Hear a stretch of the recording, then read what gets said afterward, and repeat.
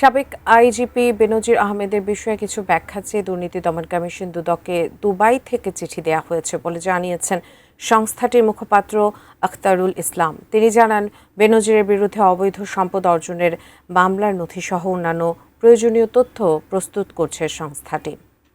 ক্ষমতা যারা অবজ্ঞা করার দুঃসাহস দেখায় তারা আহম্মক। দুর্নীতি দমন কমিশন দুদকের মামলার আসামি পুলিশের সাবেক মহাপরিদর্শক বেনজির আহমেদকে ইন্টারপোলের মাধ্যমে দুবাই পুলিশ গ্রেফতার করে গত জুন মাসের মাঝামাঝিতে। এমন সংবাদের পর তাকে দেশে ফেরাতে তোড়জোড় শুরু করে দুর্নীতি দমন কমিশন। বেনজির আহমেদকে দেশে ফেরাতে দুদকের চিঠির জবাবে কিছু বিষয়ে ব্যাখ্যা চেয়ে সম্প্রতি ফিরতি চিঠি দেয় দুবাই। তার প্রস্তুতিতে কাজ শুরু করেছে দুদক।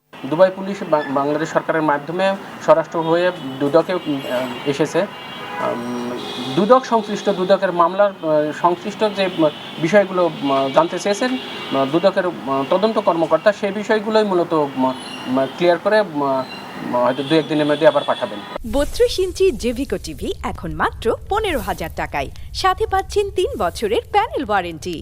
সাবেক এই আইজিপির বিরুদ্ধে পাসপোর্ট জালিয়াতি সহ অঢেল সম্পদ অর্জনের অভিযোগে 6টি মামলা করেছে দুদক। 6টা মামলার মধ্যে একটা মামলার চার্জশিট দেওয়া হয়েছে।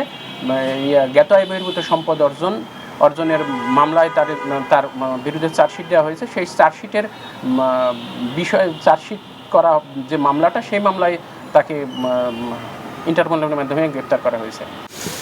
ঢাকা, নারায়ণগঞ্জ, গোপালগঞ্জ সহ দেশের বিভিন্ন জেলা থেকে বেনজির আহমেদের বিপুল পরিমাণ সম্পদ জব্দ করেছে দুর্নীতি দমন কমিশন।